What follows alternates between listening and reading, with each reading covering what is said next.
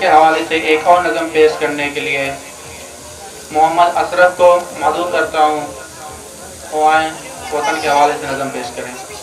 अस्सलाम वालेकुम। तिरंगा जिंदाबाद।